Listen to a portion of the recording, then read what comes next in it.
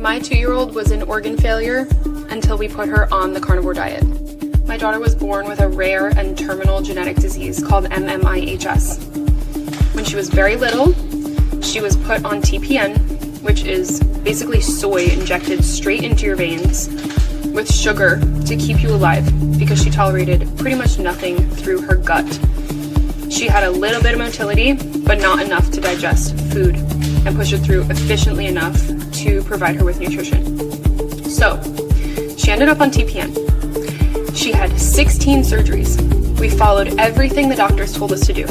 We followed their dietary recommendations, we followed their medication recommendations, and she was dying. At 2.5 years old, she was diagnosed with intestinal failure, and everyone knew there wasn't much more she could handle in terms of surgeries and procedures because it was getting more and more brutal. Her body was full of scar tissue, and she was having surgery like every month. All those 16 surgeries happened within a year. Then, we put her on the no plant gaps diet, which is a version of the carnivore diet. Within 2 months, she gained 10 pounds. She came out of intestinal failure, and yes, we were able to feed her through her gut. So we started with very, very small amounts of the food. And because there was nothing fermentable, there was no gas. So her very slow intestines were able to push everything through effectively. We figured out that the gas is what was causing these pseudo-obstructions. She had chronic intestinal pseudo-obstruction as part of her diagnosis. So it's when the gut literally just stops working.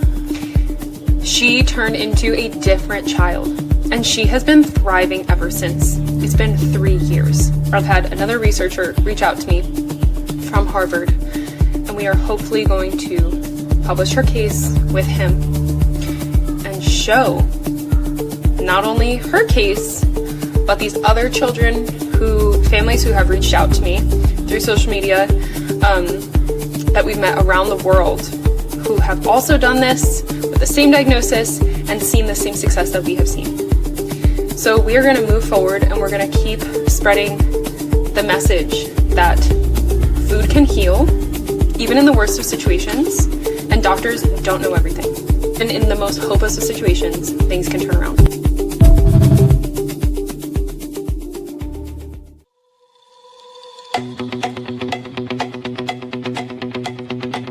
Raise your hand if your sex life got better on carnivore. Woo!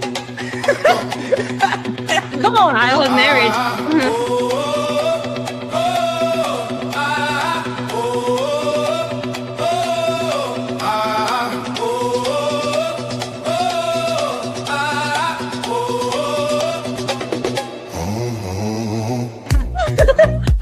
Come on now. There ain't no denying. I was like, whoa, I could do that. You know, it's not even about the action. It's about just that feeling. Cut the noise, I keep it clean. No sugar in my bloodstream. Fuel on fire, razor sharp. Every move is set to start. Strip it back, feel the weight. Heartbeat locked, I don't hesitate. Meet in motion, feel it roll. Feed the drive, control the soul. No distraction, pure devotion. Move your body, meet in motion. Yeah. I'll be back.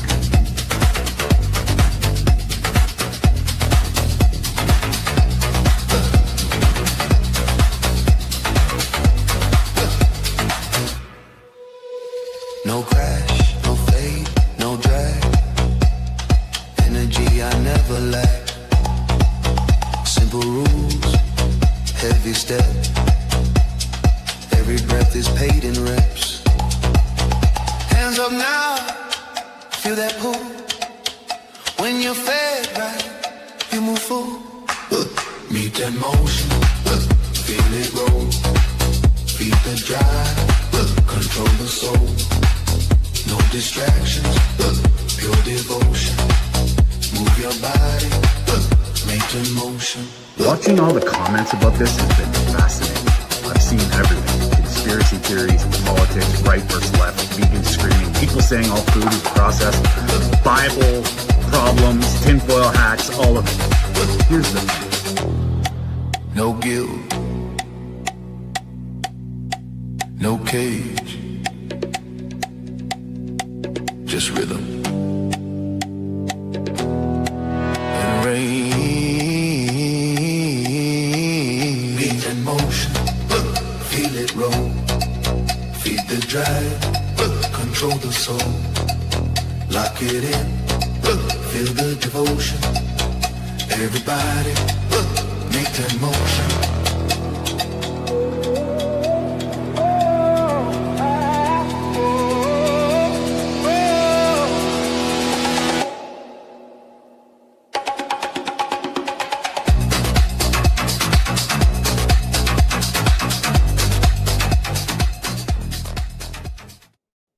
Well, we got a stomper of a show today, guys. I'm excited about it. We've got a little thing we're going to try. We got Mark has been on the radio, and we're going to dissect how that went. I know we're going to give him a chance to explain, and we've gone through it, and I have a lot to say about it. I'm sure Peter does too.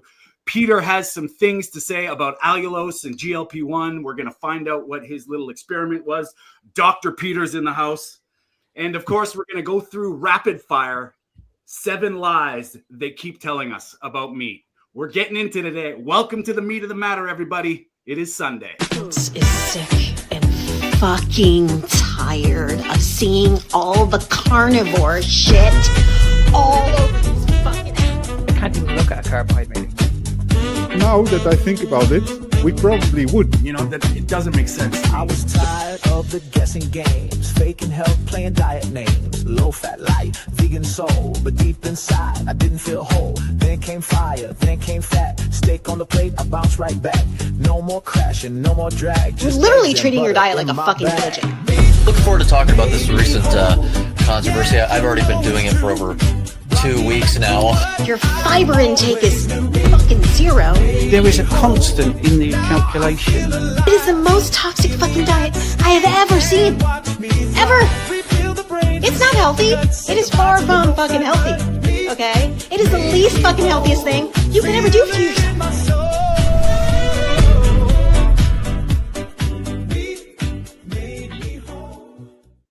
Well, it is Sunday, boys. We are here. This is the meat of the matter. We are here every Sunday live, 10 a.m. Pacific, 6 p.m. in the UK and Ireland, 7 p.m. in Netherlands and in continental Europe. And it's been a hell of a week after our last show, doing a show about the food guidelines. A lot of people freaking out, which is, I think a positive because people actually jarred into thinking. We all have our ideas. Mark, Peter, you had your experiment this week, or how long have you been doing it? For 2 weeks now, I think. And it had really some interesting results. I'm very happy with it. So I'm actually eating sugar now. But let's talk about the details. I'm not following a true sugar diet, of course. Okay. And Mark, you went on a radio show in Ireland, and when you sent that to us, to Peter and I, when I was listening to it, all these cliches come rolling back. But I think there was some stuff that was maybe a little bit, you were kind of on the spot, and I think the guy where he was coming from, it just shows. I'm going to say ignorance of the mainstream dogma about what all this means, and just from health and nutrition. So I wanted to bring it. I asked Mark if we could share it on the show, and he said yes. So we're gonna dissect it. We're gonna play it, and we'll get into 7 lies about red meat. And at the end of it, we're gonna give each other 60 seconds with one little statement to justify it, and kind of bust the myths of the 7 lies. So stick around for that. Can I just add one thing, Tony, before we start? How powerful was that interview at the very, very beginning?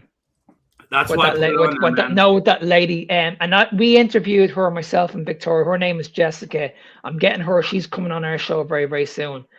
But that story is absolutely incredible, and I think more people need to hear it. It's unbelievable. It really is. It's unbelievable. And if you didn't see the intro, people, welcome everybody into the chats. We love you.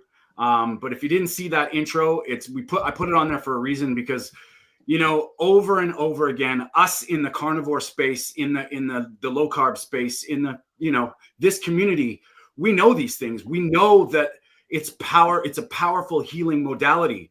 And the arguments, in my opinion, are always, is it sustainable long-term, or is it good for you long-term? And I will just simply pose this question.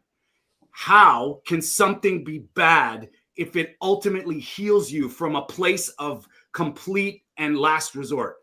If it makes your body heal that way, how can it be bad, let alone sustainable? You know, if so, what you go back to what broke you in the first place and then do it again and heal? Like that's the thing. And this is so powerful when, you know, I dare say hopeless, and they reached out. And I mean, I'm a big believer in the GAPS protocol, and that is so powerful. So if anybody missed it, I put the clip, or you can go on to Mark's Fitness Beyond Time and see that clip. It's very powerful. And I think that's the whole, the reason I put it on there anyway. So hopefully everybody gets a chance to see it, but we should dive right into it. So Mark, do you want to set this up about this, the radio show and what was it all about and what you did?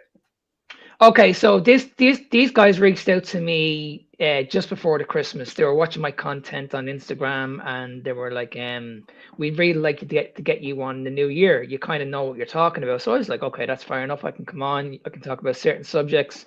So they brought me on last week. We spoke about processed food, and that went really, really well.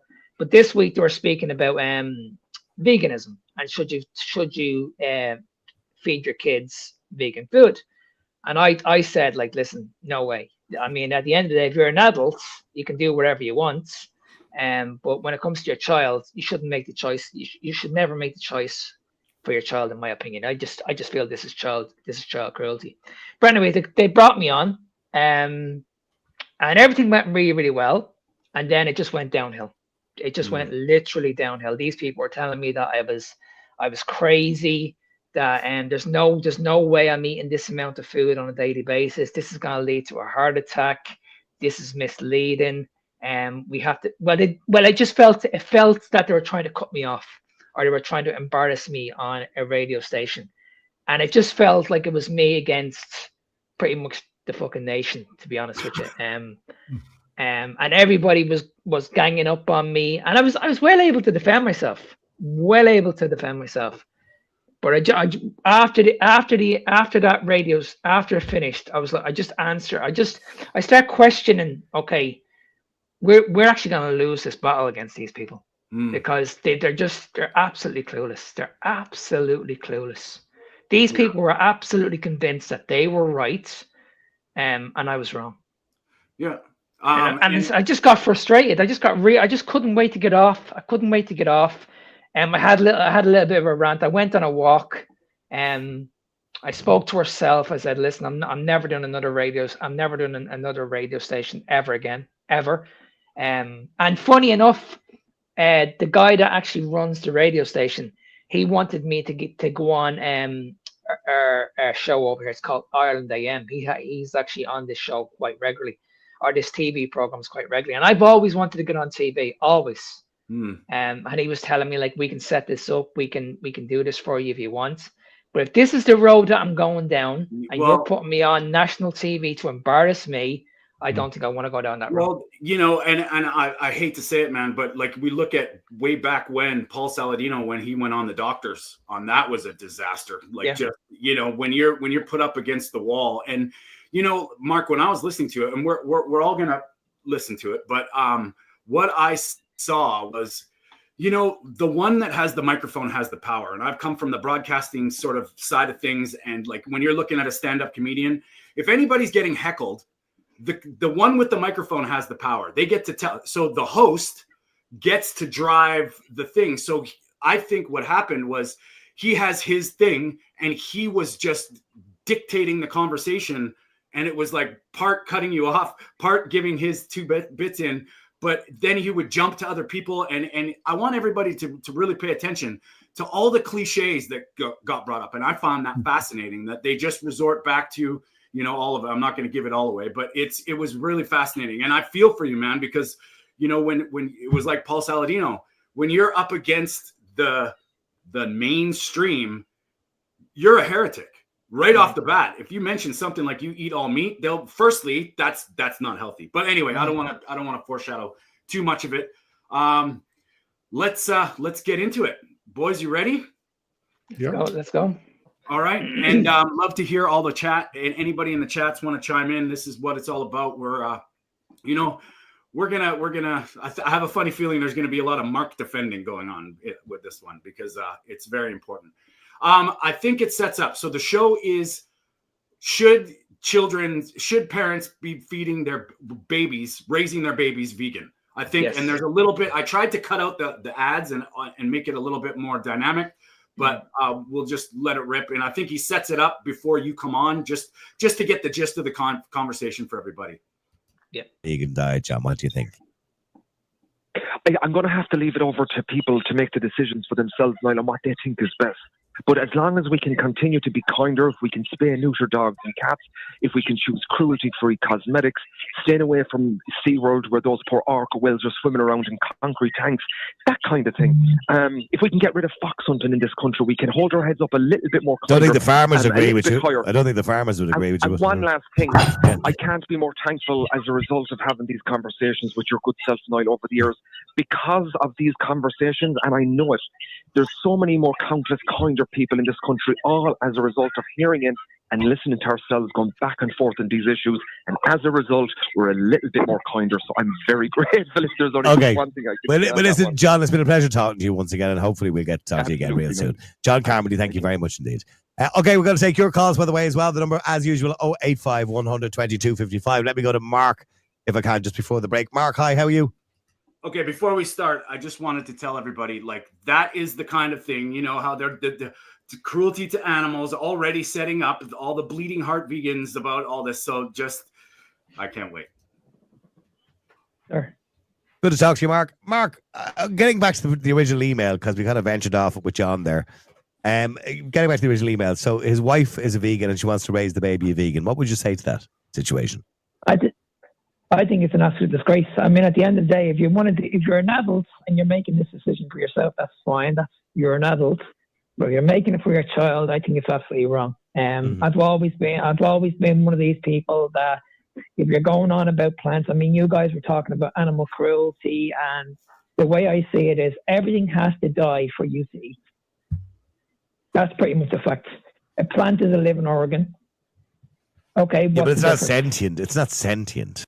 Okay, I want to stop. Hopefully my internet doesn't cut out there. I have a very big problem with this because like this drives me crazy when I hear this. That argument is so ridiculous, and what you're trying to say is brilliant because there is no life without death.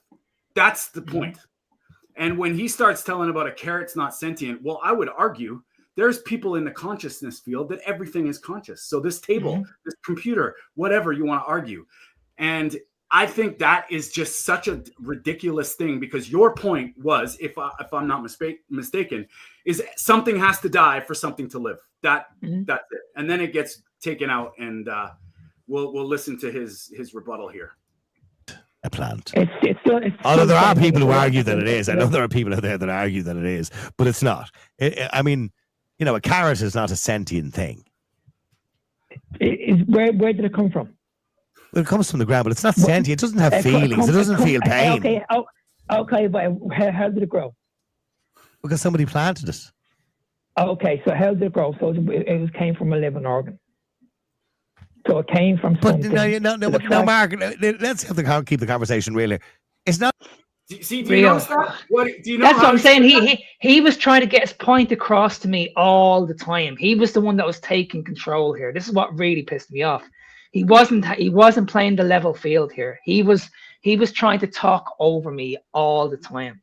And when he says that, like, you know, it's like, come on, you're ridiculous. Don't be stupid. Yeah. Like, oh my God, a carrot's not alive. But yet there's certain vegans that eat raw that say that only eat alive food. Well, I'm sorry, when you rip a carrot out of the ground. Exactly. Like, where did it come from? I kept on saying, like, where did it come from?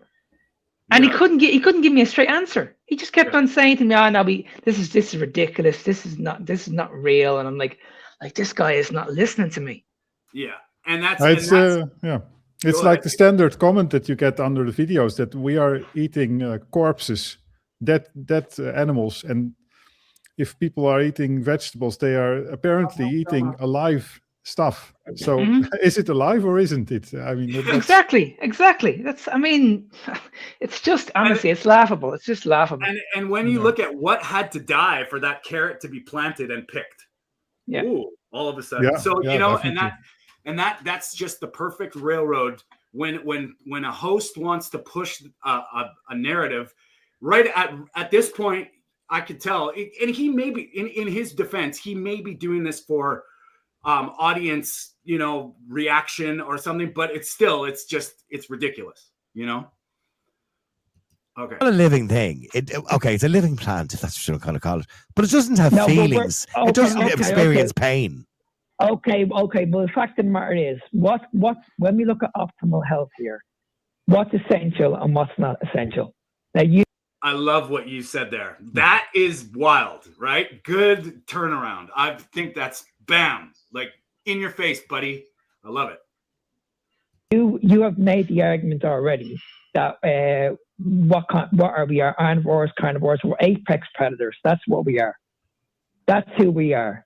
We as humans are apex predators. We've been eating meat for centuries.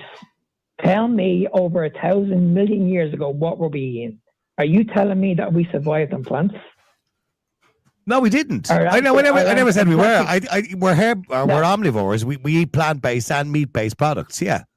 I don't think we're. By the way, I don't believe as human beings. I think we've evolved. I don't believe we're apex predators anymore. I think we've.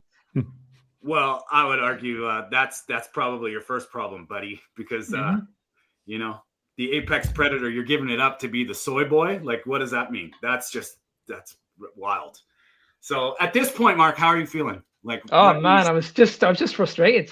I knew where this was going. I knew exactly where this was going. I was like, okay, this is gonna be a long show.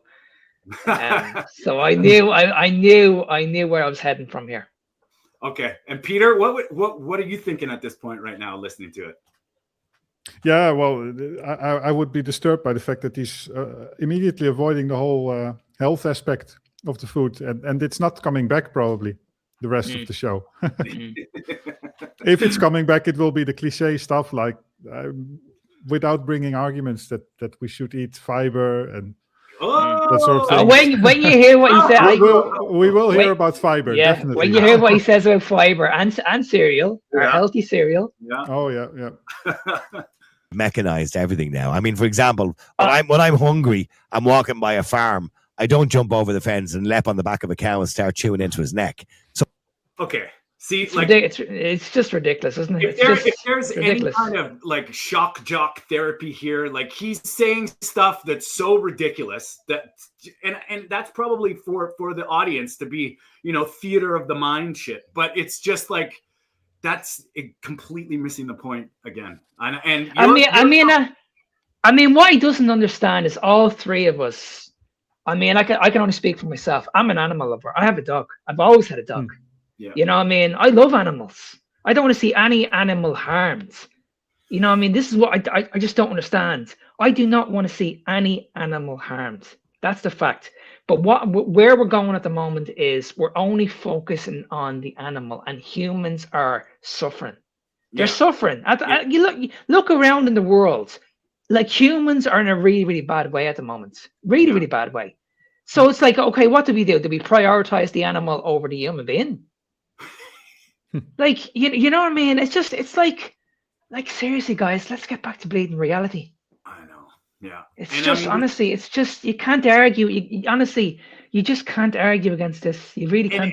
And what people throw in there, like when you said the apex predator, like you're talking from a complete animalistic point of view.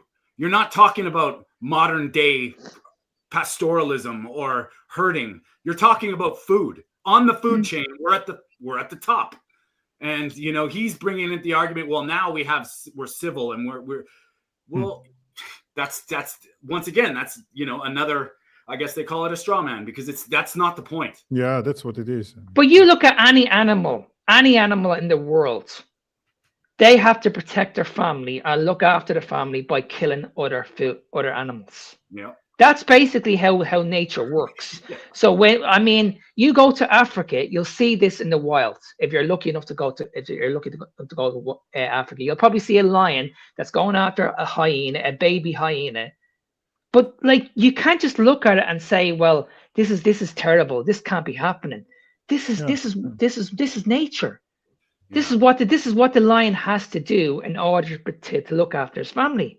Yeah. You know what I mean? It's our mother. It's like seriously, we just need to get away from this. I go down the road and I sink my teeth into a cow. It's like it's like what the fuck? Like, honestly.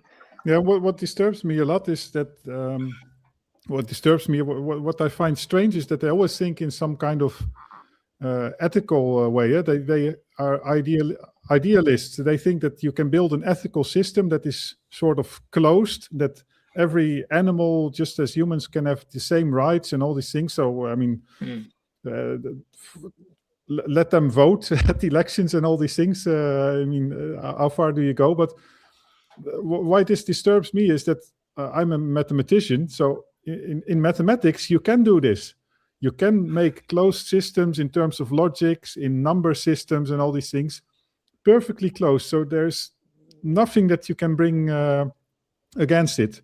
But with ethics, it's simply not possible to create a world in which everything is equal. Everybody has the same rights, the same level of wealth and all these things. Yeah. So we have to be realistic and look at how we are built biologically and where we come from.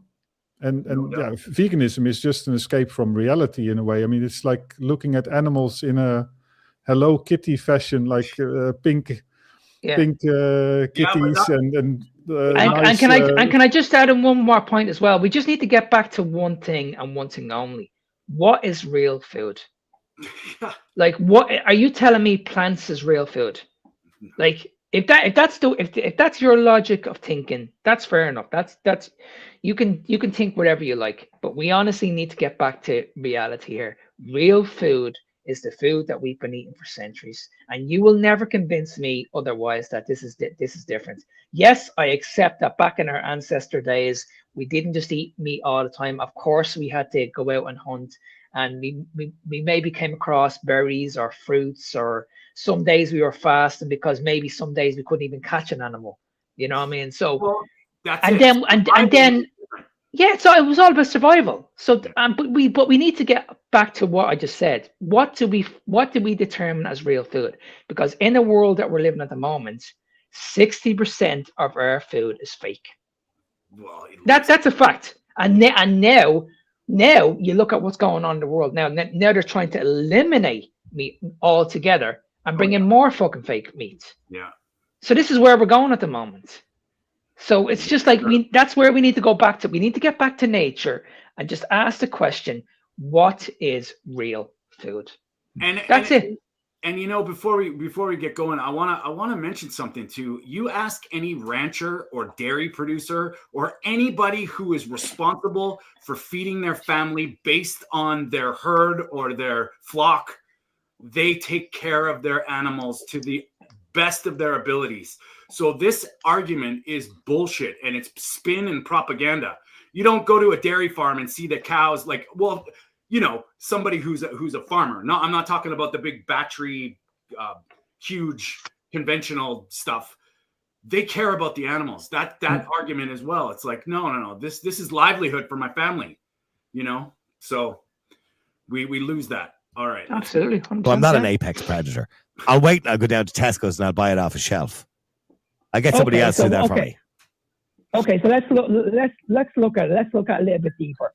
So you ask any vegan at the moment who's on a vegan diet at the moment, they will say they're getting every single vitamin. They'll say that they're healthy, but they're lacking key nutrients. They're lacking in. Yeah, they're taking subsidies. John even admitted he takes subsidies. They're not getting like the likes of vitamin B12, iron, zinc, omega-3, iodine, creatine, calcium. taurine.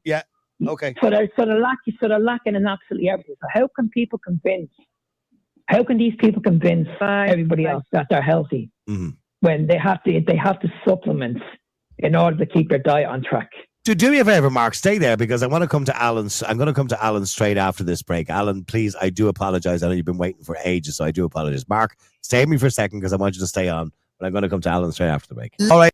This guy's awesome, actually. I love it. Hey, welcome back. Now, let me just go to Alan. Mark, stay with me. Alan, hi. How are you? Hey, Niall. Alan, just in relation to the original email, so the guy is married 3 years. They've had their first baby. Should be a joyous occasion, but it's not because his wife wants the baby to be a vegan. Well, the child should be taken off them. That's putting the child in danger. This is an ideology and a delusion. They're in a cult. It's another form of an abstract cult where they prioritize animals over the safety of their baby. Well, no, they disagree with cruelty to animals. Yeah, they just. Well, that's exactly the point. It's not they disagree with cruelty to animals. They're taking humans and putting them below these animals, but yet, they're killing them all when they crop the carrots. Cruelty. No, I'm sick of hearing about that guy that you had on from whatever. What was his name? John. Yeah. Well, let's please don't talk about John. He's not on the air now to defend himself. So, but you didn't agree with him, and that's a fair point. Yeah, well, he hears the radio and he can make a reply later on.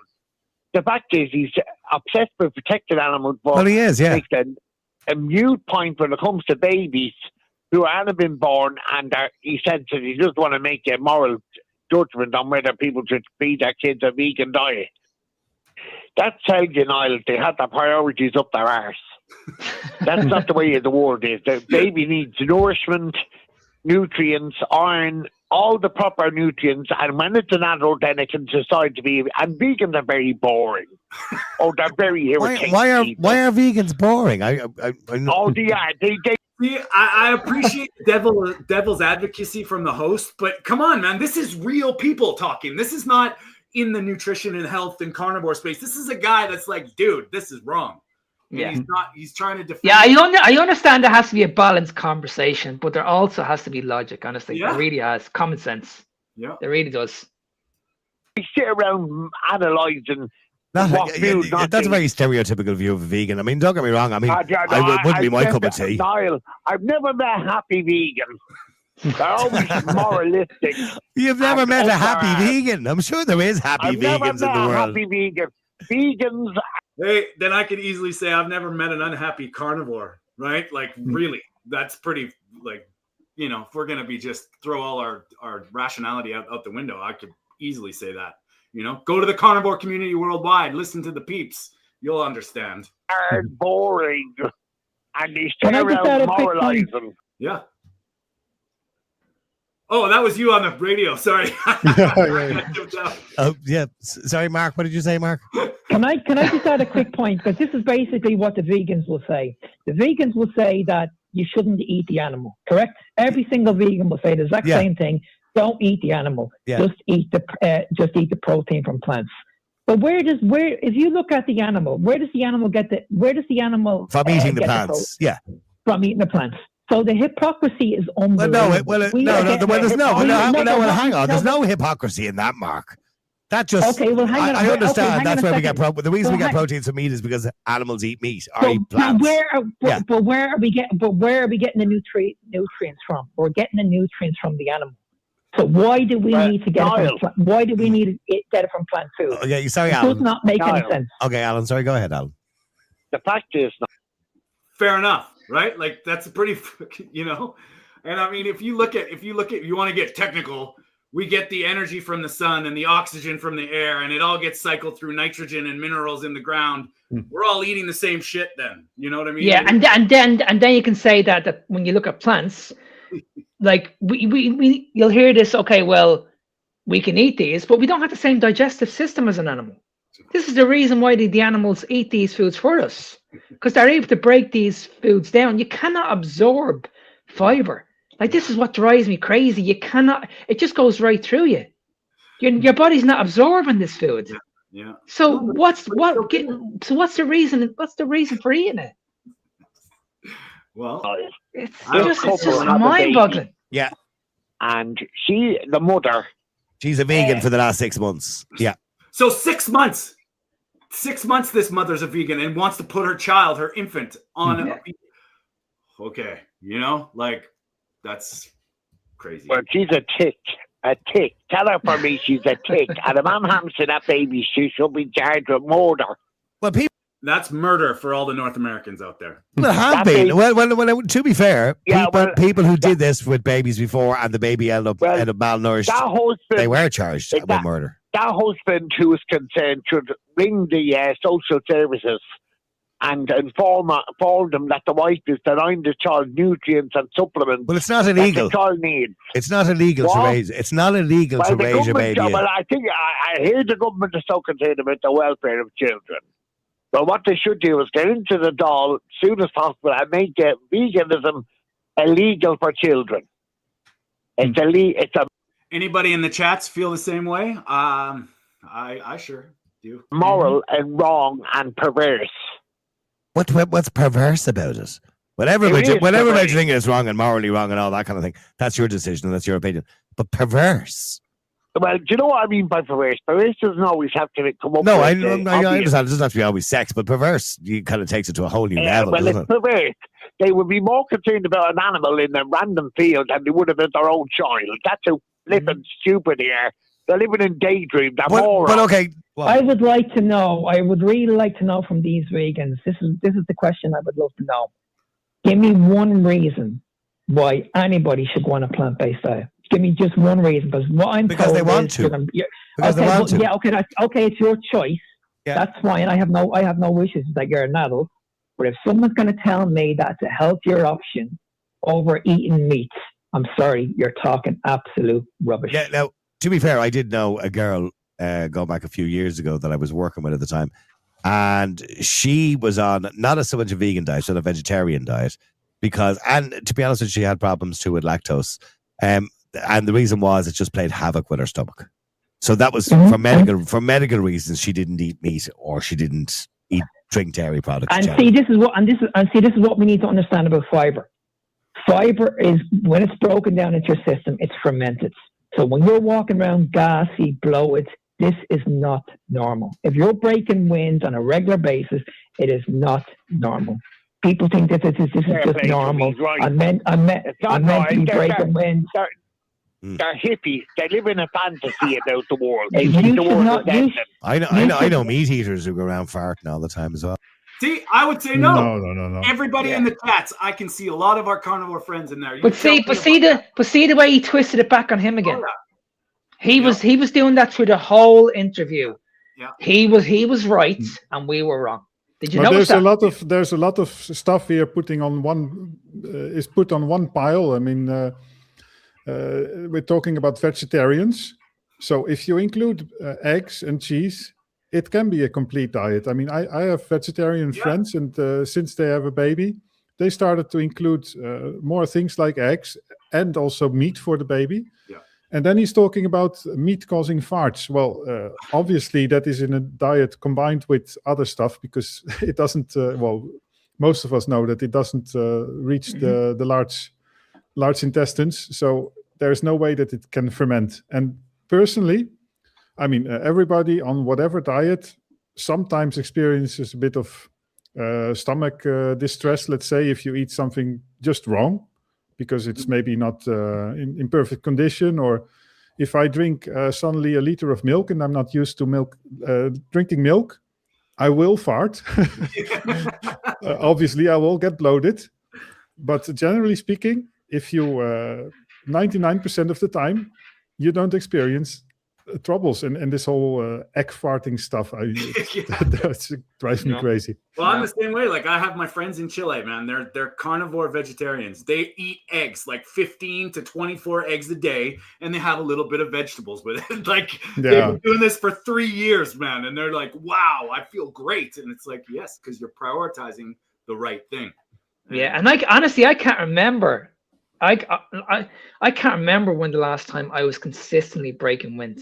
Honestly, it's unbelievable. Like, honestly, I'm not going to say it never happens, but I can tell you right now, it never happens as much as what I used to do in the past. I think about this time from time to time, and it's like, well, let's go to the not breaking wind, but the smelliness of it. You're not producing methane. You're not having a byproduct, the off gas. It's maybe the air that's getting pushed like through. But that can't be normal. Like you're walking around, you're breaking wind, and you're absolutely rotten. That tells you there's something in your gut that's not right. Exactly. Like seriously, I mean the smell is unbelievable. Yeah. And it's not. I have this every Monday when I go into the change rooms, especially after the weekend. Jesus, oh my God, lads! Honest to God, the smell is unbelievable. They're going into the gym, they're detoxing. It takes minutes sometimes to go to the toilet. So yeah. And this is no word of lie. I've been going into the gym, and this is no word of a lie. You'd look into the toilet, and the logs are about that size. They're about that size, lads. I learned one thing: you never go for number 2 in the gym. It's like, how did you get that out? Honestly, God, that must have took a half an hour. You know what I mean? It's just like, I'm not even joking with you. And like, you're trying to flush the toilet and it won't move. And you think the poor bastard is trying to clean it. Well, let's go ahead with the video. We're losing viewers. I've been a meat eater for 6 years, and I have never. I don't break them, but no. So I don't. But I would, because I'm lactose intolerant. See, that's another Strawman, and not to mention, we'll go. Exactly. I was thinking about that. The lactose intolerance. I mean, in the past, I thought also for the first 2 years that I did carnivore, milk is a no-go. But once you get healed, your gut gets healed, and 99% of the times, I mean, no doubt there are some people that cannot stand it, but it's changed. I'm the same way, Peter. I was a milk freak when I was a kid. I drank a lot of milk, and then eventually in my 20s, if I even smelled milk, I was running to the toilet. That's gone now. That's completely gone. And I didn't drink milk for 15 years, and now I can. It's definitely. What meat are you eating? No, I'm not talking about meat. I'm talking. I eat meat all the time. For example, I'll give you an example. I love ice cream. Love ice cream. Yeah, that's what I'm saying. Dairy and meat are two different things. But no, hang on. I'm just saying I love ice cream, but we are talking about vegans here, so vegans don't eat ice cream. But if I do eat ice cream or eat too much of it, I get very bloated and I feel very unwell. Well, you shouldn't eat it, Niall. No, I know I shouldn't, but I just do enjoy it. I have to say, good old McDonald's McFlurry is lovely. Sorry. No, but what I'm trying to say is that people. What I'm trying to say is that a lot of people are saying, especially the dietitians, they're all saying that everybody's fiber deficient. We're not all fiber deficient. The problem is when you add fiber into the diet, if you're walking around with these issues, you're bloated, you're gassy, you're constipated. This is not normal. I understand. And most doctors, we're not designed. Okay, most doctors will tell you that babies need good calorie-dense foods, right? Anybody want to chime in on that? Let's hear what Byron has to say about that. Yeah. You're not going to get very much. You're not going to get much of that from plants. You know what I mean? Yeah. But in saying that, Alan wants to make it illegal. When you look at meat, when you look at meat, it's the most nutrient dense food on the planet. Yeah, in moderation, by the way. Exactly. So you see again, I made a statement. Oh yeah. I made a statement, and he jumped straight in there straight away to defend his cause again. This happened all the way through all the interview. Yeah, it's nonsense. He never gave me a chance. He never gave me a chance to defend myself. He always had the final say. Yeah, and if you eat it more, it just becomes more nutrient dense. So your meal, if it's 100% meat, it's. And Peter, do you have to be a mathematician to figure that out? Is that? Yeah. Apparently. In fairness to John, he was right about people lying in hospital at 60 years of age with heart conditions. They're eating too much of it. Uh-oh. Whoops. Once again. But that's in your opinion. You need to look at the new food. No, hang on. This is not my opinion. Scientists will tell you, Mark, that. Oh! I would love to hear Eddie Goki's on this, like what he would be saying right now. That'd be pretty crazy. Like science says, really. Too much red meat is not good for you. Okay, let's talk about science. No, just as like I said, too much red meat's not good for you. That's a valid point. Hey, that's a fact, Mark. Mark, how dare you say this? And you haven't even told him you're eating only meat yet. That's beautiful. Okay, but that's what science says. How do you know this? Have you ever tried it? Because I've been eating red meat now for the last 6 years, and I've been eating it for 62 years. Yeah, go on. Okay, well, I've gotten a CAC scan every single year, and guess what came up? 0. 0. Now, I eat a lot of red meat every week. I eat about 4 or 5 pounds of red meat a day. A day? Are you telling me a day? So are you telling me that 5 pounds of meat a day? Mark, that's a lie. See, this is the problem. Is now this shifts to the amount you're eating, and it's unbelievable. They forget, like, the whole thing about it being good for you is now this shock value. Holy shit. And it's, this is where it kind of irks me, because he just hammers this over and over again. Not eating 5 pounds of red meat a day. Niall, listen to me.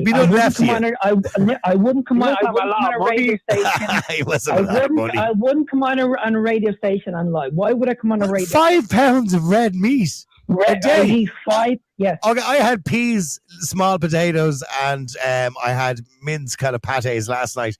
But there was about a pound, not even a pound in weight in the mince. Oh, Jesus Christ. Well, I couldn't imagine eating 5 pounds of red meat. Well, you just said it yourself there, buddy. Like, you couldn't imagine it. Can I just add as well, because I mentioned this to you guys when I came back off my holidays when I was in America a couple of weeks ago. I was walking around the parks and I was doing around, I don't know, maybe 20, 35,000 steps. I can tell you right now, every day I was eating more than 5 pounds of red meat a day. More. I can guarantee it, because I was eating around 3 times a day. I was starving. And I'm talking about, like, when I was having a meal, I wasn't having like 1 or 2 steaks. I was having like 2 or 3. Yeah. 2 or 3. 2 or 3. Nothing. And that was at a sitting. Every meal I was having around 2 or 3 steaks. You know what I mean? I was able to consume this very, very easily. Yeah. Very, very easily. No issues whatsoever. And the thing was, when I was finished, I didn't have any digestive issues. I wasn't bloated. I had tons of energy. I was ready to go again. Yeah, well, just imagine how much I ate during my summer cycling event. It's like 5 or 6 hours of cycling through the mountains. Yeah. I mean, probably the same in terms of meat, and then a lot of butter and cheese with it. So. Sorry to interrupt Pierre, but that's what I'm saying. Like, if you're living an active life like I do, I go to the gym regularly. I'm on the go. I'm always doing check-ins. So I'm constantly busy from 3 a.m. in the morning. Constantly busy. So you're using up energy. So my body is able to adapt to this amount of food. Now, this is why people don't understand this. Over a period of time, this is not like I did this from day one. Yeah.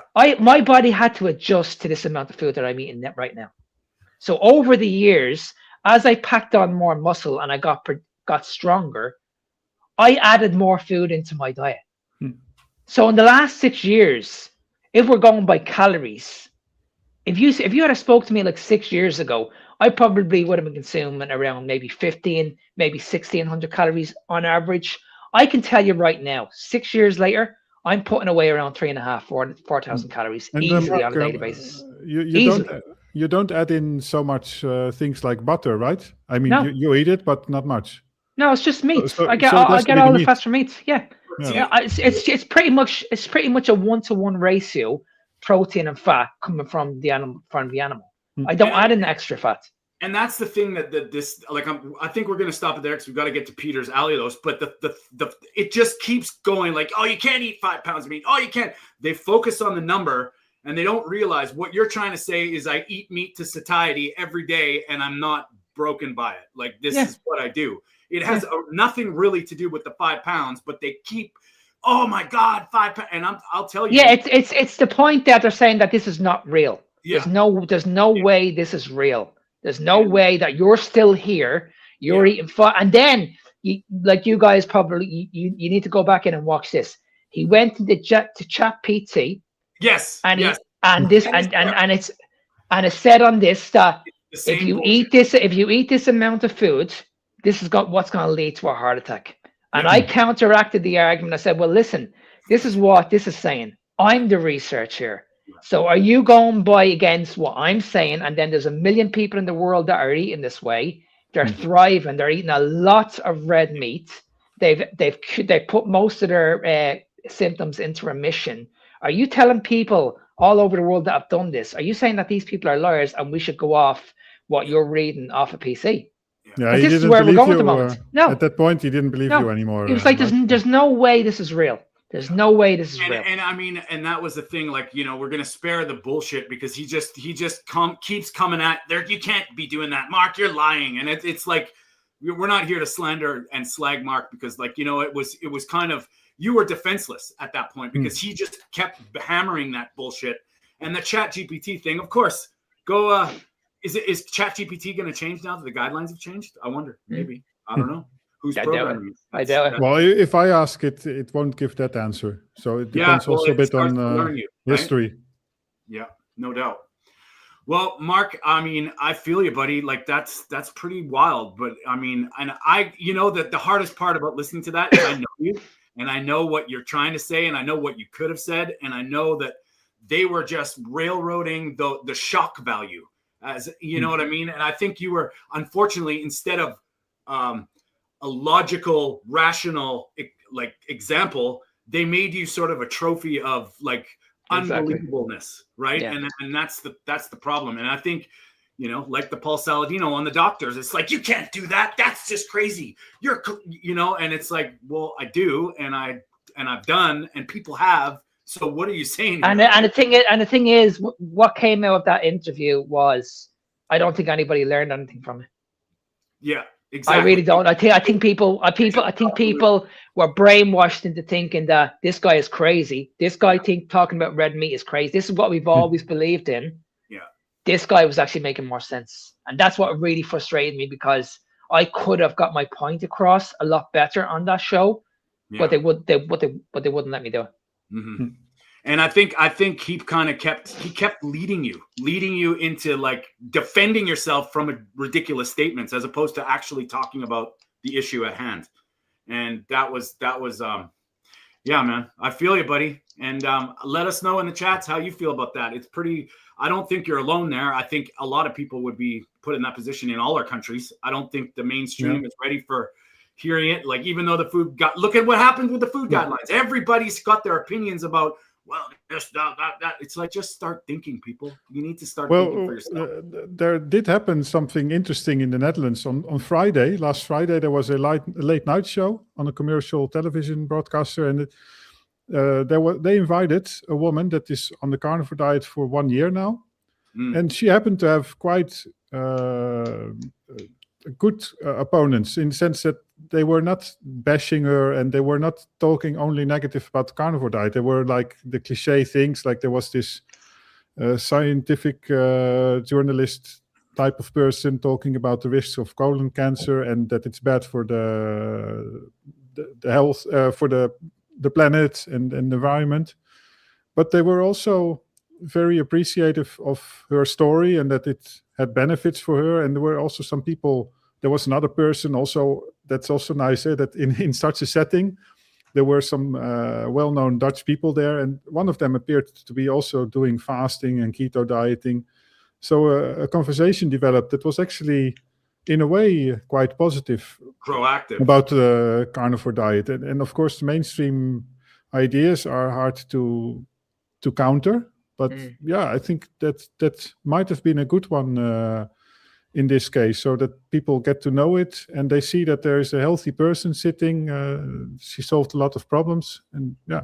So it can go the other way, but yeah, it's an exception still. I mean, if you just look at it in the social circles, like everybody as soon as you tell somebody that what you're doing, the excuses start coming out about how they can't, how it's bad, how there's no way, that's impossible, you're lying to me. All those regurgitated same talking points come up, and it's like, can't you guys just look at your nose without looking into, just look at it, the obvious. Shut up and just look at what's happening to people. And it's people that are hardliners like this, the mainstream hardliners, they are delaying progression, because at some point I think it will become clear that at least for a part of the population, this is really necessary. And that's actually what they said in the Friday late night interview. there were some people remarking like, okay, so I'm not fully for the carnivore diet, but I understand that at least for some people it's really a solution. And the same holds for the keto approach. They are showing once in a while some documentaries about the benefits, and with all the caveats, they always refer back to like, oh, it's dangerous and not enough research and blah, blah, blah, blah, blah.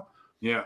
But good things are happening. And I think if we are like 5 years further on the road, that it might go in a good direction.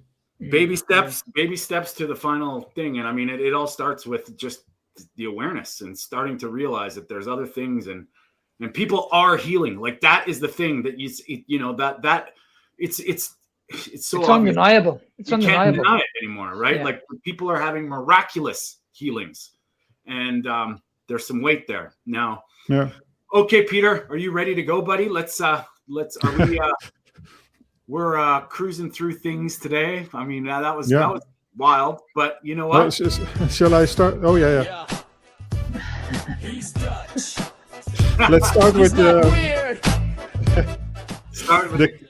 the clickbaity part. So I'm on a GLP-1 agonist and I'm eating sugar right now. So that's quite a change, right, for a carnivore and a type 1 diabetic. A type 1 diabetic eating sugar. That sounds crazy, but I'm eating this stuff here. Allulose. Allulose. I had to it was quite an effort to get it because there's only one place where I can buy it, because in the EU it's not certified yet. So it's a sugar. It's not certified. It has not been researched enough. We all know that everything has to be researched perfectly before we eat it. Yeah, we can't get it in Canada either. No, and it's made of corn. So of all things, I never imagined that I would be starting to eat corn. So you're a carnivore now. Yeah, I'm literally a carnivore. Yeah, I made a video about this once, but now for real. And the reason is that GLP-1 works. I mean, even the medicine, it works, right? I mean, it does what it explains to do. And let's forget about the side effects of the GLP-1 drug. Yeah, it does what it tells you it does. So it activates GLP-1 and it suppresses hunger and all these things. And there are some type 1 diabetics actually using microdosing of this of Ozempic and Wegovy. I don't like that idea because carnivore diet on itself is already a GLP-1 agonist in a way, a natural one. And this one, it's natural GLP-1 as well. I mean, it's processed because, it's made of corn, but you could still call it natural in a way. It's not like a true medicine. But I am using it as a medicine because I have no need of sugar in my diet. So it's actually a bit weird to have sugary tastes during the day. I'm not used to it. And, well, by now, I mean, I like it because, well, who doesn't like sugar? So but the reason why I do this is that type 1 diabetics are hormonally in disbalance. So even if we treat it perfectly, so on the low-carb carnivore diet that I'm on, I'm having a very good insulin regimen. There is still a disbalance in type 1 diabetics because insulin levels, even if I inject insulin, they are not correct. So insulin is produced at the pancreas, and then it always first goes to the liver. And the balance between insulin and glucagon over there is very important. And I inject it in the skin. So in a normal person, insulin first goes to the liver. It's very high. It suppresses glucagon because if insulin is high, glucagon goes down, more or less. They are sort of balanced.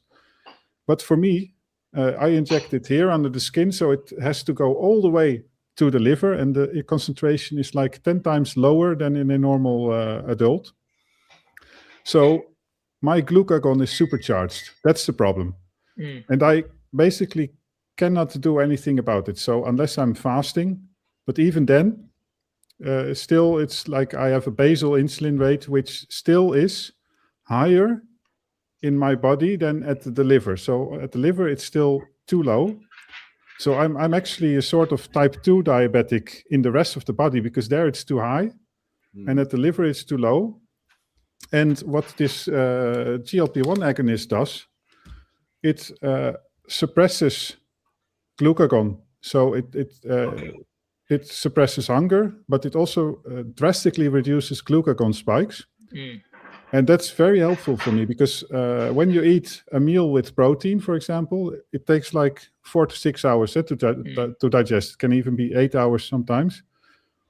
But already before, I get a glucose spike, and everybody gets it in a small amount.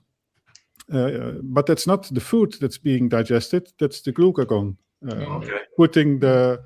Releasing glucose in your bloodstream. So that's why also GLP-1 works in type 2 diabetics partly, because it will also suppress glucagon over there. So it will just reduce glucose variations in the body. That's very helpful. But I'll upload an example of what it did with my blood sugar values. I waited with uploading because it will show it immediately on the screen, I think. So it would have interrupted everything. No, it makes perfect sense, Peter, because that's what these were brought out for. These GLP-1 injections were brought out for type 2 diabetics. You know what I mean? To manage blood sugar, to manage cravings, to manage hunger. This is what they were brought out for. The problem is it's been overdiagnosed now. Yeah, it's been fantasized. That's where we're going at the moment. Yeah, so no, exactly. I've never said that they can't be used as a tool. Never said that ever. But I've always said you should look at food first and then look at it as a second. Yeah, and I think that's how it is. And people are. I've been in discussion with a type 1 diabetic. She is on microdosed GLP-1, and I'm not even totally against that if it works, microdosing, because you're treating a true condition that is not solvable by diet. Whole imbalance that I talked about, whatever you do, if I were able to inject the insulin right at the liver, then I would be able to solve it, and we don't need GLP-1. But in this case, it does help. But I think that maybe if this person is on an average mixed diet, so she might even need more. Yeah, because probably on a low carb diet. You can see it here in the graphs. I put before after in the corner, but I think you can see it. Yeah, it made things much easier, and every diabetic would be happy with any of these graphs. Totally comes back into more of a range, right? Yeah. And this is a 7-day average. Yeah. And I think on the first one, the bad one, let's call it like that one, I was without the sugar yet. Yeah. And here it's like it's smooth sailing. I mean, like you're under 6 like all the time. Yeah, that's the average. So if you look at the full range goes slightly above 7, but that's very occasionally. Mm-hmm. And I also noticed it in the gym, because the gym is a place where you typically get glucagon spikes. Yeah. Today, I had a spike just above 8, but that would happen in any person. Like if Sean Baker is doing this thing, he goes above 10 sometimes. So that's perfectly normal. Lisa's asking if you can explain the graphs. So yeah. So what we see here is my average, or the median, I have to say. We're seeing 2 pictures, each of 7-day periods of my blood glucose. The median value that's the blue line. That's of course a nice one to look at, but that doesn't tell the whole story, because all the percentile bands around it are relevant as well. And I like to have at least a 75% band, well within range. And then an occasional thing reaching up to 7 or 8 in the 100% range. Yeah, that happens maybe once a week. That's and you're talking about that, like the hashy blue lines. That's your range. Yeah, that's the range indeed. Because I imagine that a lot of people maybe use milligram per deciliter. So the upper line is like at 140 milligrams per deciliter. Yeah, right. And, And a lot of people don't reach that second graph, I think. Actually, I'm happy with the first graph as well. But in terms of how I deal with it during the day, the second graph is much easier because I also noticed that my insulin needs went down. And also the correction factors, like I can almost inject insulin after the fact. If I see it creeping up a little bit, I put a little bit of insulin in it. So it's a very intuitive approach because, and that's funny because a lot of people, they think because I'm a mathematician that I'm this disciplined guy and that I calculate all this stuff. And I don't do it. I like to have an intuitive approach. It's the same in the gym. I try to be consistent a little bit, but I want to do things intuitively and not exactly the same every time, because it takes too much of my concentration. I want to spend it on other stuff. But yeah, especially after the meals, and there's some research on it, and some people don't believe it. They think like it's just some artificial sweetener, but there are some mechanisms in it also at the level, I think it's in the small intestines already, and maybe also via gut microbiome that it does a little bit. But there must also be some more direct effect, because already right after eating, I see differences. And what I do nowadays is I typically eat 1 or 2 times a day. And then in the morning, I make this sort of egg milkshake made of eggs and butter. And I put a scoop of this allulose in it. Okay. And that, it's also helped a lot. That's the only time of day that you're really eating. Well, I eat it then. Yeah. I might skip that as well, but because it's important to take the allulose during the meal to suppress the corresponding postprandial peak. Okay. And that's what I've really seen. Like sometimes I used 3 or 4 units of insulin for a large piece of steak. And now it might be less. Wow. So that's really, a big change.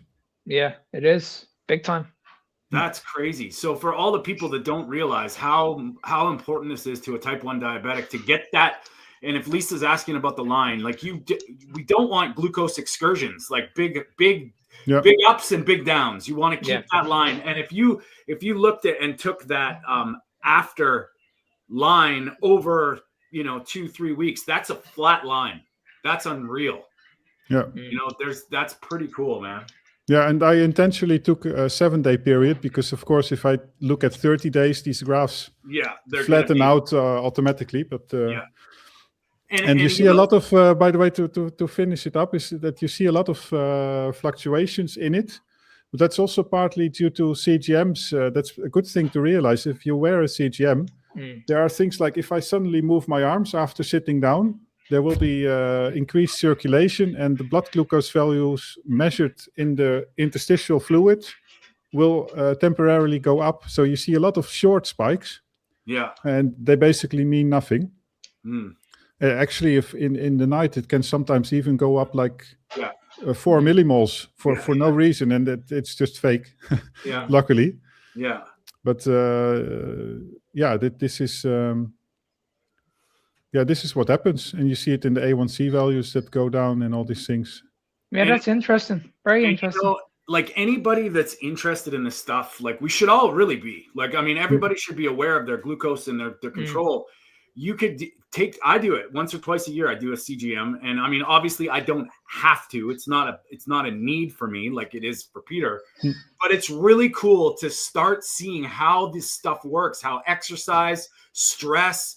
I usually do a couple tests with some foods I don't usually eat, just to get a grip of how your glucose is working and what's sort of the big picture. It's really, really cool to do.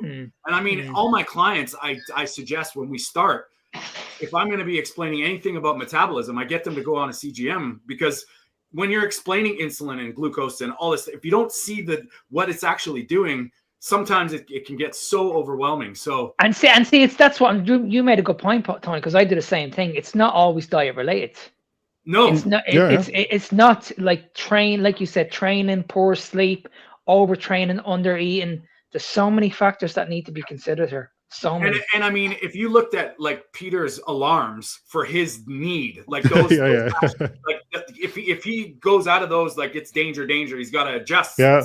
Yeah, let me just say that what you see here, the full range of the graph, all the way up to, you cannot see my mouse, but I wanted to point it, all the way, the full region that you see here, that's where ideally a type 1 diabetic, according to the guidelines, is. So if they are all the way up to 9, 10, it's still accepted as perfectly fine. Yeah. But that's not it. This here is like virtually 100% in range, in this tight range. Normal diabetics, on an average diet at least, they don't even reach like 70 or 60% time in range in the full region of the graph. Yeah. That's just really insanity. And they allowed for this alternative guidelines to be set up for type 1 diabetics, reaching to these very high values. Yeah. That's actually Stephen Thomas explained that once you go above 7, so 110 or 120 milligrams per deciliter, you already start to get this polyol pathway activated, which is also damaging. So actually, I try to, for practicality, I don't put my limit at 7 because it would drive me crazy, and it's fine to go above it temporarily. But strictly speaking, that's where you should be below. Peter, 110, 120. We have a question. Is it okay to have a blood sugar? Is it okay to have blood sugar to be at 100 every time you test? It has been that way for 2 I think months. so. I'm on the Lion diet, 16 days, no, pretty strict. Beef, black coffee, and butter. Yeah, and you could consider taking it CGM to see if it's really always around or below that value, but that's perfectly fine. That's like a 5.5, I think. Yeah, and I think the biggest thing there too is we're looking at like really is what like Stephen Thomas said. And if anybody has go check out Stephen Thomas and he's brilliant with this stuff. But if your body is just equalizing whatever you're doing, stress, whatever, it's going up and down. It's going up and down. It's when you get a huge glucose spike and then a crash way down. Those are the danger. Your body's going to be physiological different. All of our bodies are, and they're going to work within certain parameters. And I think that's the thing that when you're not type 1 diabetic that people miss. It's like we talk about these numbers like they're absolutes, and there's so much, it's more about your function. It's how your glucose is functioning, not so much numbers here, numbers there. Exactly. Yeah. No, that's totally right. And I think actually, I have the feeling, at least it's a bit guessing, that if I weren't a type 1 diabetic, but on this carnivore diet, I would also be like cruising around 100, 110. Yeah. But I'm injecting insulin, so sometimes my insulin levels are also higher than physiological. So I might be lower actually than my body wants to be sometimes. And I mean, I reached out to Bart K early on in my carnivoreness because that was the thing. It's exactly what happened. My HbA1c shot up. But it was sort of false because now it's back down. But it's just a regulation thing with red blood cells. And when you start to realize that all these things are based on what? These tests are based on, are they based on health? Are they based on diagnosing a disease? You see how your blood glucose, and Mark says this all the time, how do you feel? If you're going through sluggish crashes and energy weirdness and irritable moods, that could be a blood sugar problem. Like regardless of where the numbers are, that's a good sign that there's something going on. So I think it's always contextual. And the beautiful thing about having you, Peter, is that if we could all manage our blood glucose like Peter, because he has to use insulin, we'd be a lot better off because he's 100%. Yeah, totally agree with you. Yeah, definitely. Yeah, and maybe I'll talk about this a bit more. But this graph here, I started about 2 hours before this live show. I asked ChatGPT to build me some software so I only gave him my glucose values of the last year, and he built software for me to generate these plots and make these statistics. So if you ask the right questions to AI, you can build software like this, but also in terms of health tools, like if you want to do things, biohacking or data hacking for your health, it can be really a wonderful tool. Yeah. And I mean, Helix is mentioning when I started this stuff too, like I was chasing my numbers. Well, I wasn't tracing my numbers. I was tracking my numbers. I was tracking my glucose every day. And I wasn't using a CGM. I was pricking the old school, man. I pricked my finger 17 times a day, taking my ketones and all that stuff. And when I realized that, yeah, okay, to get a grasp of it, it's one thing, to track it is another thing, but it's how I feel. And now, like, people don't realize the more efficient your body is, it will settle down into a zone right away. When we change and shock the body, it's going to be all over the place. It takes some time to get into a groove. And over time, your body gets more efficient at using ketones. So people go, I'm not in ketosis.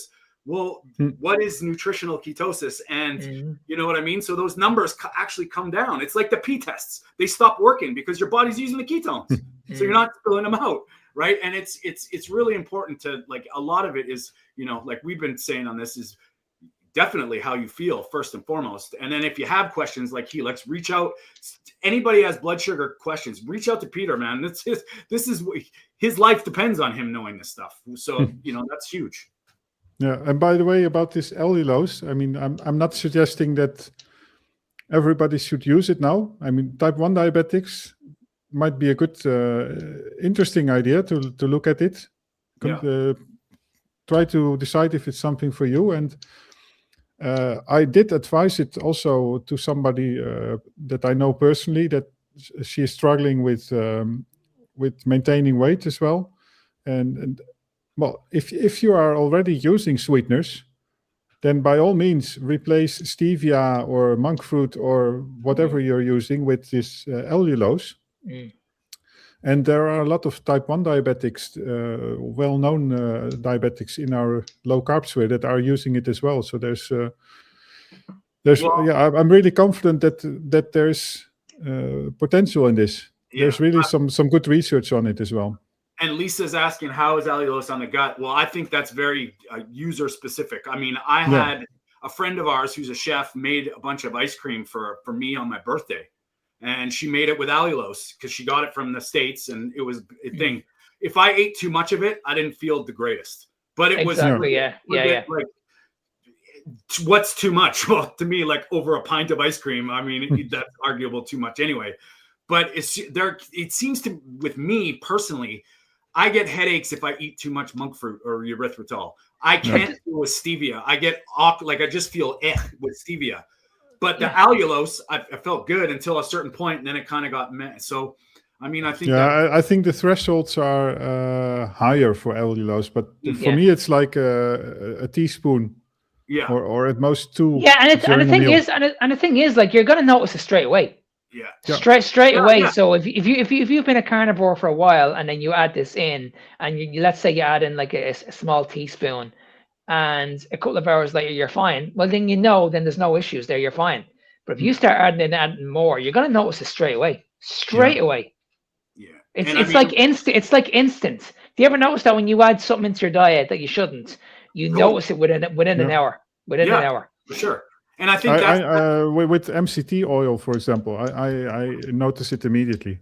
It's not natural. I mean, although it's keto, but do you notice if you go overboard on the MCT? I can't remember what I did one time with a coffee. I put in 2 tablespoons. I was like, I want a better jolt.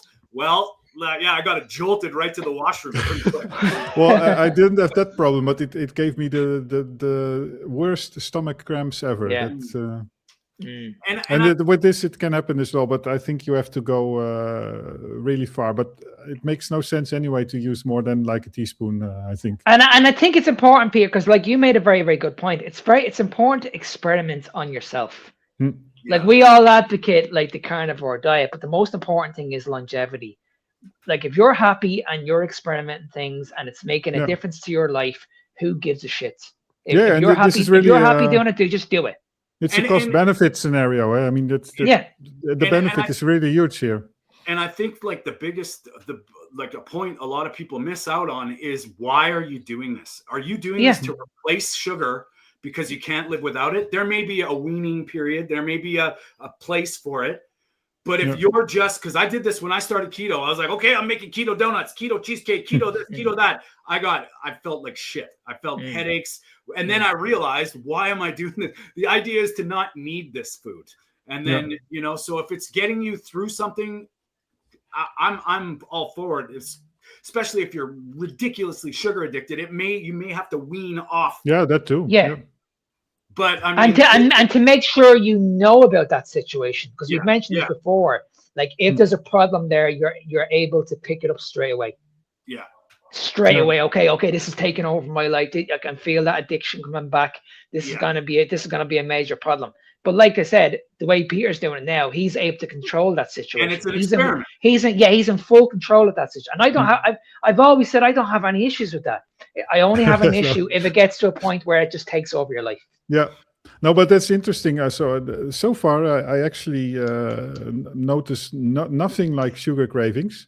I mean, I truly appreciated the taste of this egg shake that I make in the morning. But for the rest, like when I eat a steak, I take a small cup in which I put a teaspoon of this allulose, and I lick it up, but next to a steak, and it really means nothing to me.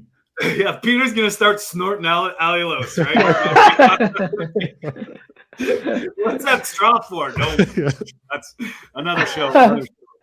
But no, but I think that's a good sign. I mean, everybody likes sweet things, and when there's a Christmas dinner and you can eat, well, I would suggest if you eat something like I don't know, an egg-based dessert with some butter and this stuff and some vanilla, and you make a nice dessert during Christmas dinner. What's the problem? Who doesn't like the taste? Exactly. I mean, exactly. To say that we hate sugar, I mean, it's not like our taste buds don't like sugar. Exactly. Yeah. That's the whole problem. And the thing is, Peter, like whether we like it or not, we are all addicts because we come from that carbohydrate lifestyle. So it's never going to be eliminated full stop. It's always going to be there in the background. Like, don't get me wrong. I would love to have the treats that I used to have, but if I can somehow replace that with something that's going to taste just as good, and it's not going to have an impact on my blood sugars, and it's not going to set me off, then you can be damn sure I'm going to be all over it. Yeah, all over it. And that is the key point there. What happens when you do this? What does it lead you into? You know, if you're battling with like, you know, as soon as you get that sweet taste in your mouth, you're going to 7-Eleven or a shop and you're buying a bunch of stuff, and you got to look at it realistically, right? That's not a good thing. But if it's helping you get through certain things and exactly, you know, like, man, it's true. Well, that's what I always say when you are treating a hypoglycemia, you have to eat something. Yeah. Always treat it as a medicine. So I'm using this as a medicine. It's really a medicine. So if I'm starting to suddenly eat 20 grams of it during a meal, I know that I'm doing something different than just medical treatment. Sounds and good. It's the same with hypoglycemia. If you start to eat orange juice, drink orange juice, or eat a donut or your favorite snack to compensate hypoglycemia, you're it's only when cheating. Exactly, and then that's when insulin becomes chronic, and then that's when you have a serious problem. You're chasing things, right? That's not. That's completely different. Completely different. Yeah. Well, boys, I think we're gonna have to do the 7 lies next week. We got into it with both things. So next week, guys, I promise we're going to get into 7 lies that red meat has been told. I have this idea of the segment, but I'm not going to interrupt a good thing. I think today was awesome, man. Mark, man, it was just wild and mind blowing how you went on this radio and where this conversation went to, because I would fail to say that that's every carnivore's nightmare, is they can't defend themselves and get their point across fully, completely, without being sidelined by ridiculousness. Like just, man, and it's wild to see that we're all victim of this sometimes, where you guys know me a long time now. I'm not one to be silenced. No, seriously. But that's where they have these tactics. And if you look at somebody on the other spectrum, like Dr. Nagra, he's like an expert debater. So he knows how to strawman, circumvent issues in order to like put the topic completely offline. And I watched that with Anthony Chafee. It was ridiculous. Yeah. You know what I mean? And I watched it as well. And it was just, the argument he was putting up was just shockingly bad. Shockingly bad. Yeah. And as I said, this is what we're up against. Yeah. Because we have all this technology in the world. We can go on to Google, we can go on to ChatGPT, and we can see all this shit. And then this is what you're up against. Okay, this study says this. okay, the research says you come on a live chat with me, that's fair enough, but I'm gonna have all this data in front of me. What's wrong with just having a conversation one-on-one? Yeah, Well, Forget about all that shit that you're looking on. Let's just have an open debate, just you and me. And if anybody wants to come on the show or knows anybody that wants to come on the show and talk to us about it, like, we're not going to attack them. It's not about that. We want to. I've always said this. If anybody comes on and has a live debate, if you still hear it, Dr. Yeah, I'll put my hands up and say, listen, fair play to you for coming on. Yeah. And I'm not going to be one of those people that are going to nail you. Yeah. Like I want to hear what you have to say. And like I said last week, I think I said this last week. Why can't we not just all come together and try and solve the problem together? Yeah. I mean, that's what it all comes to. We all want the same thing. Yeah, but I'll tell you why. Because big corporate, big pharma, big ag. Because these people are, you can be damn sure these people are getting paid. Did you say big ag, Tony? No. Big food, big pharma, big industry, corporations. I don't know if it's big ag. I don't know if they're using big ag. That's what they're blaming. That's what they're blaming the food guidelines on. That the dairy farmers and the ranchers are paying off everybody. It's like, who has the money? Yeah. And we definitely need to touch on the GLP-1 with Oprah Winfrey. This has been huge. This is going all over the world. She's selling her own book. And this is why she does it. We can. I don't mind. Well, I don't mind. I can stay for another 15, 20 minutes, but I think this is huge. This has been the biggest story of last week. All right. Well, and we'll see how this goes, and then everybody in the chat also fine with it. Yeah. How's it? Yeah. I mean, let's just put the video up. We'll all have our say on it, and then we can wrap it up. Let's do it. All last year, and I gained 20 pounds because I wanted to test it, because everybody was saying you're going to gain the weight, and I'm going to show them they're not going to gain the weight. I'm going to hike. I'm going to. So you were taking it, and then you got off of it. And then I was taking it, then I got off of it. And then I gained 3 pounds, and I gained 5 pounds, and I gained 10 pounds, and before you know it. But also, you write about this, you gained the pounds, but more than that, the noise was back. The noise was back. The noise of where you're just standing there looking at the refrigerator and what can I eat? And so I was trying to eat more healthily, but still put the weight back on. If you're on blood pressure medication, which a lot of people are on blood pressure medication, if you stop your blood pressure medication, your blood pressure is going to go up. The same thing is true. Okay, that right there, that pisses me off. Yeah, Why is your blood pressure high in the first place? Exactly. What a stupid. Oh, that really bothers me. And see, this, and it all comes down to the same thing. No matter what diet you're doing the same fucking thing. You're on a low-calorie diet. You're restricting your body from the nutrition your body needs. You're only focusing on a low-calorie diet. The main problem is you need to understand, why are you always thinking about these foods? Why all of a sudden has this phrase food noise just all of a sudden just came out in the last couple of years? Yeah. This has been going on for years. The reason why many people struggle when they go on a diet is because they can't stick to it. Why do you think they can't stick to it? It's because they're constantly hungry. They're miserable. They're miserable. And they're thinking that, okay, well, there's something wrong with me. This is a medical problem. I need to be on these injections. But when you explain to them, okay, this is not a medical problem. The problem is very, very simple. Your insulin is very, very high all the time. You're never allowing it to drop. Now, can we do this through like a diet? We can do this through low carbohydrate, keto, or the carnivore diet. All three of them will help. But we all know, if you do the carnivore diet, you're going to eliminate the problem, full stop. It's gone. You don't have to worry about it anymore. The food noise is gone. The cravings are gone. You're able to get in shape once you start tracking your macros the right way. Everything works perfectly. And you don't have any side effects whatsoever. So the thing about it is, when she says she lost the weight, we all know we can lose weight on any diet. Yeah. But what happens? You lose the weight. And then a month later, what happens? You put the weight back on. And here's something, Mark. Okay, because this is a big problem too. Is Oprah is laissez-faire, like, oh well, I just lost 3, then I put it back on, like it's no big deal and it's all good. Like, this drug is awesome.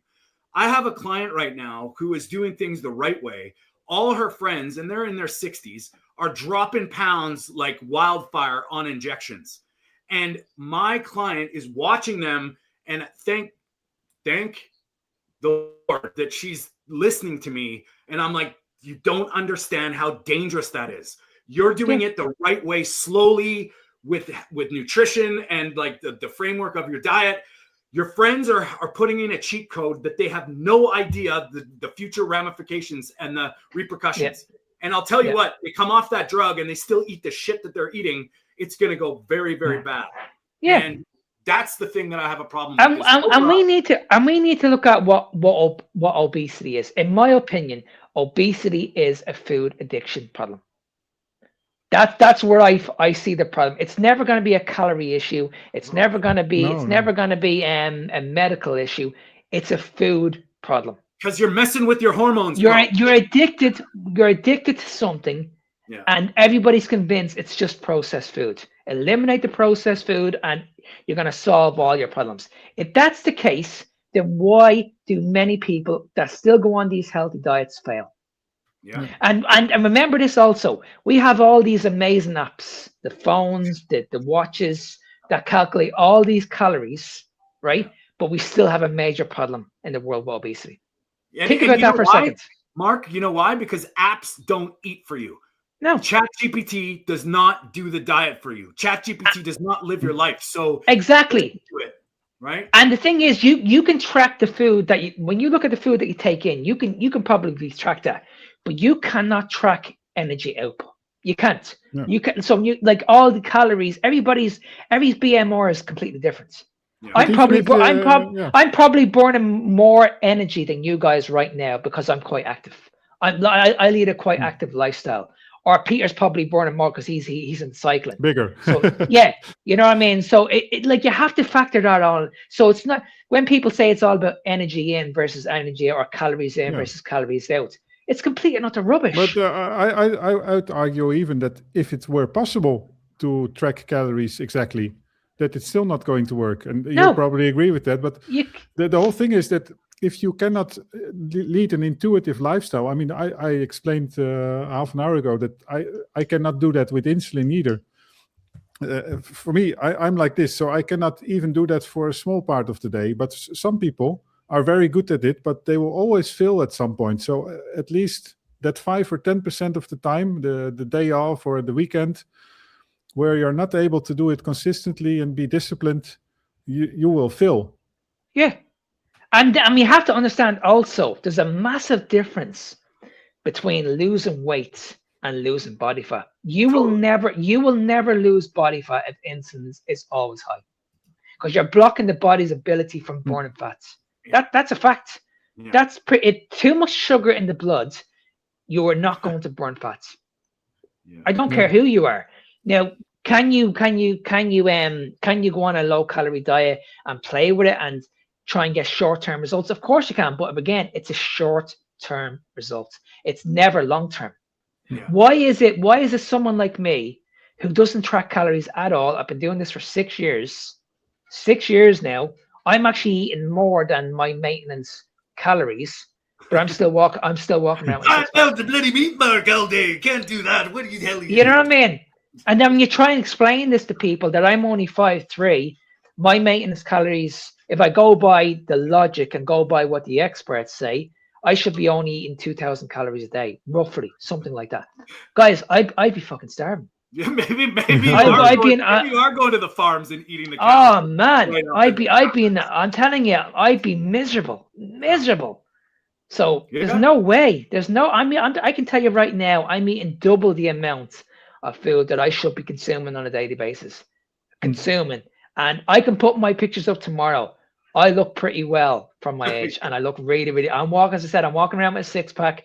I don't have any more inflammation, and I can put away a lot of food very easily. That's the key to everything, man, is eating with intuition to what makes your body feel good. And like, we put these numbers and labels on everything, but who the hell am I to tell Peter after a cycling trip how much protein that he needs to eat, let alone requires, exactly. If he doesn't feel good or needs more, so be it. Like, I don't even know it. I never thought about it. I just eat. Yeah.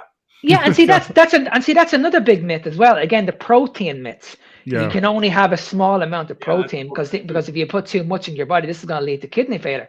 Complete and utter rubbish. Because again, I've experimented this on myself. Yeah. I've experimented eating like 400 grams of protein a day, and I had no issues on my body whatsoever. None. And when we if it were unhealthy, your body would have mechanisms to prevent you from eating it. Can I just add one more point as well? Just one more point. The most important macronutrient, I don't care what anybody else expert tells you on social media, is protein. It's not fats. Protein is the building block for your body. Foundationally, protein. There's more nutritional value in protein. Well, it's what we're made of. That's the difference. If you're not eating what you're made of, well, you're a Jenga tower and it's going to fall eventually. Absolutely. 100%. Yeah. So I think we can get into another couple hours here, boys. So we'll have to reel Mark in, because next week it's funny what we're just talking about. I got a couple questions that we're going to get into next week about busting these bullshit myths. And I think everything changes when you're nourished. You know, I think that's a big thing. So anyway, next week we're going to get into 7 Lies. If something pops up in the news, if anybody in the chats either want to come and visit and hang out, we'd love to see you. And we just did another sit down live with Al Reeves on Thursday.